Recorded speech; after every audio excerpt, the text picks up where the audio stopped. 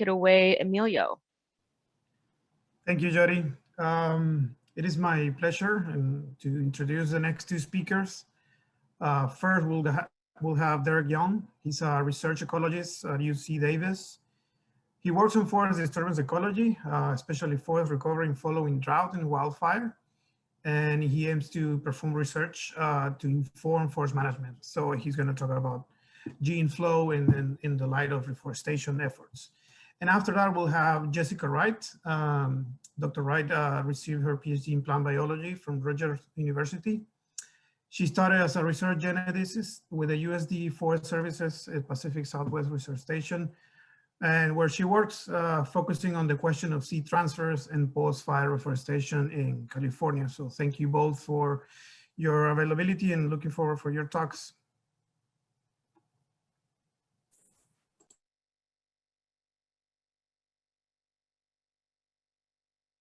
All right. Hi, everyone. Let me get my, can everyone see my slide? All right. Cool. Well, yeah, I was really happy to be invited to talk about a study we published last year looking at where to obtain tree seeds from when replanting after disturbance. So I'm going to focus on this idea of assisted gene flow, or moving seeds and seedlings to new environments, such as upslope in response to climate change. This is one component of this broader reforestation challenge that Britta covered so well. So actually, but before I get into the assisted gene flow, I want to touch really briefly on another study we did recently to quantify the need for post-drought reforestation, and just want to cover, since this is partially a drought mortality workshop. So I collaborated with some with the Forest Service ecology program, and we surveyed over 150 plots in the central and southern Sierra Nevada in 2016 after the peak of drought mortality. And as everyone here knows very well, too well, the drought dramatically reduced live tree density. But if you look at trees and saplings combined, the residual live density was actually well above the natural range variation for trees in this system. So from a purely density standpoint, replanting might actually not be necessary in that many places. This study also included a test of the effect of thinning on those outcomes. I can't go into that today, but happy to talk more about that later. But this is a totally different story from the context of species composition. So this stand started out pretty heavily dominated by pines, this purple bar, but the drought really hammered the pines and left stands that were mostly dominated by shade-tolerant species like white fir and incense cedar. And that composition was really mirrored in their regeneration, that saplings and seedlings. And this makes sense. This is mostly advanced regeneration, small trees that were hanging out in the understory of these dense stands prior to overstory mortality. So from this perspective, if the goal is to restore the historic pine dominance and the resilience associated with that, then we do need some post-drought management, either selective thinning of shade-tolerant species and or planting of pines. But whenever you plant, whether it's after drought or wildfire, you have to ask, where should I get my seeds from? So now I'm going to jump into this exploration of assisted gene flow. So the Forest Service Seed Bank in Placerville and the Cal Fire Seed Bank in Davis have huge collections of conifer seeds collected from across the state in anticipation of future need for reforestation. And each separate collection is referred to as a seed lot. And so the seed lots are defined by seed zones. So this is a map of the seed zones of California, and then a 500-foot wide elevation band. So an example of a seed lot might be ponderosa pine from seed zone 301, 4,500 to 5,000 foot elevation band. And so when replanting following disturbance, the traditional approach has been to use a seed lot from a seed zone elevation band that resemble or match the planting site as closely as possible. And the motivation for that comes from a long history of research that shows generally quite strong local adaptation in conifer species. So to conceptualize this idea, imagine a tree species distributed along an environmental gradient. So say hot and dry, low elevations, cold and wet, high elevation, and each icon here is a different population of the same tree species. And these populations aren't all identical. They often have adaptations unique to the sites where they're found, such that if we were to plant all of these populations in the high elevation site, we'd expect the local population to do best. And same at the low elevation site. This is the definition of local adaptation. But the catch comes in with climate change. So if this whole system experiences warming and drying, then it puts it out of equilibrium such that the lower elevation trees might actually do better at that high elevation site because they already have those adaptations to hot and dry conditions. And this is the whole basis behind assisted gene flow. I collaborated with a different group at the Forest Service to test this idea in an operational context. And so this idea is similar to assisted migration, but it's focused on moving populations within a species range. So to test this in the spring of 2011, during normal post-fire reforestation, 4 national forests planted seedlings from multiple source populations side by side to compare their performance. So, and the plantings always included one local population from the planting site, and then 1 or 2 lower elevation populations to mimic upslope assisted gene flow. And so I went to measure these seedlings the year after they were planted, and then 3 years after that to see how they did. And this wasn't planned, but coincidentally, almost the entire time between measurements, California was experienced a severe drought. And so this actually gives us a unique window into what the outcomes we might expect from assisted gene flow in a overall hotter and drier future climate. So I'm actually going to leapfrog the majority of the methods for now and jump right into what we found, focusing first on the Klamath planting site and specifically the incense cedar. So they planted 3 seed lots, and the planting site was at 4,600 feet. The high elevation seed lot was from the elevation band that included the planting site elevation. So this is the local seed lot, and then 2 other lower elevation seed lots that reflect upslope assisted gene flow. So we quantified performance. One of the metrics was volume growth during the 3 years.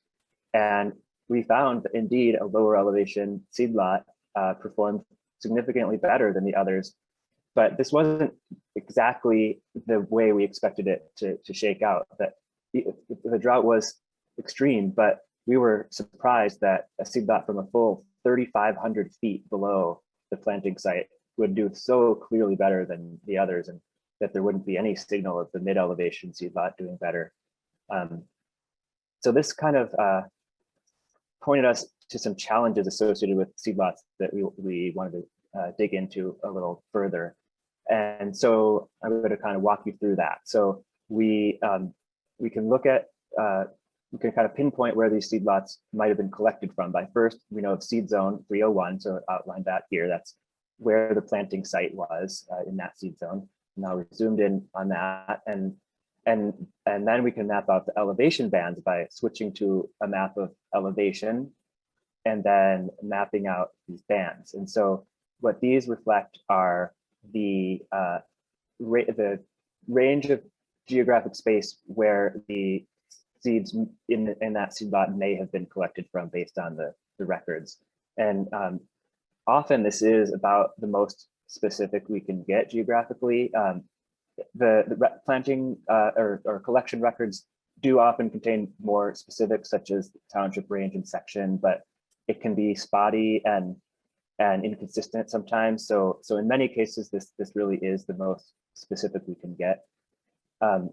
So our next step to identify the climate conditions that the seed lots might be adapted to is now to look at what climate is present within these elevation bands. So now I've switched to the background shading is precipitation with lighter colors representing wetter conditions. And we move this to the side and put up this a scatter plot. This depicts the climate envelopes of those elevation bands, so temperature, precipitation.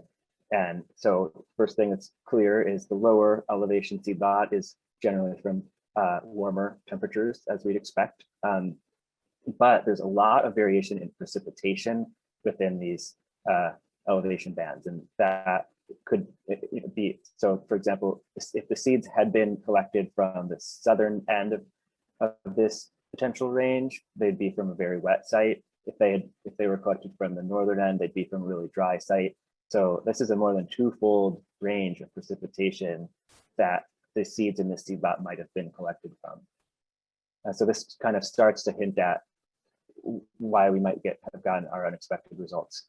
And so the last piece, though, to really predict performance in our experiment is the planting site climate as well.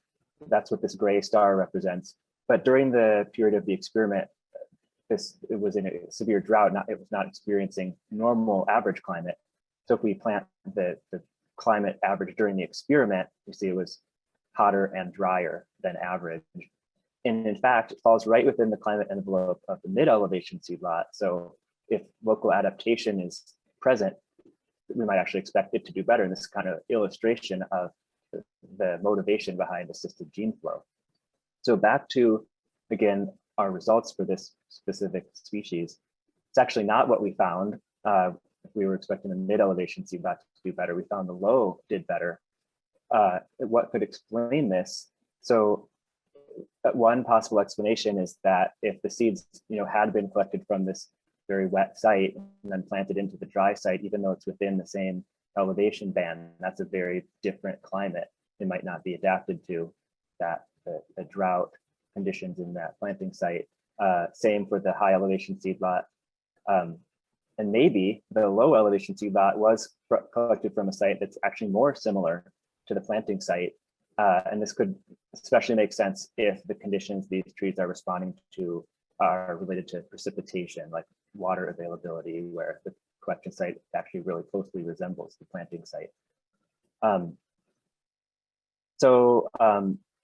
This kind of illustrates the challenges associated with broad seed lots, and so we can kind of repeat this exercise for all of the different species at all of the different planting sites, and we see we could quantify the collection site potential environment, the planting site environment, and then look at how they all did. And out of the 6 trials, only 2 of them actually showed significant differentiation related to the seed source. In both of these cases, the lower elevation seed lots did do better, but not exactly in the way that we would have predicted based on the climate relationships. And then actually in the majority of cases, there was not any clear differentiation. And this could be for many different reasons. One could be maybe there simply is not very much adaptive differentiation between these populations. Another is seed lots are sometimes composed of pooled collections from multiple locations within an elevation band. And some of these seed lots in this experiment were like that. And if there's a range of variation within an elevation band, that might kind of hide a signal of local adaptation.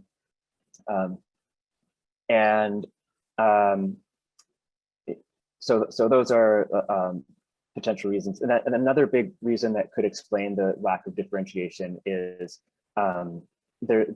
this is real world forest management. This is not a highly controlled, purely academic study. The microsite conditions on silvicultural landscapes are highly variable, differences in substrate, competing vegetation. And so this could introduce a lot of variability that might swamp out any local adaptation signal, at least in the early years.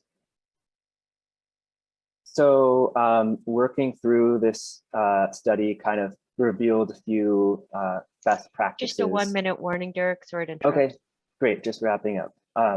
So all of these recommendations relate to sort of considering all of the available information on seed sources, and that seed lots might span a range of variation in environment. So lower elevation does not always mean warmer and drier.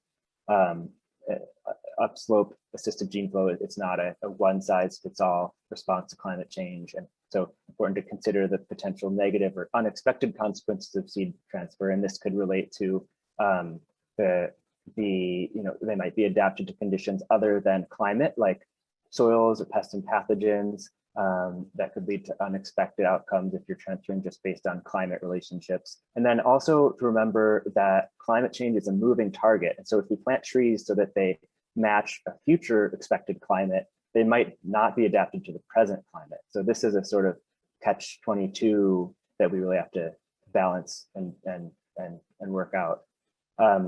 And then when collecting seed, record collecting site locations as precisely as possible and avoid pooling multiple collections into a single seed lot so that we can really pinpoint the source climates. And the agencies in California are already really moving in this direction and embracing these ideas. And I think Jessica Wright is going to talk about some of these efforts right after this. So I'm excited for that.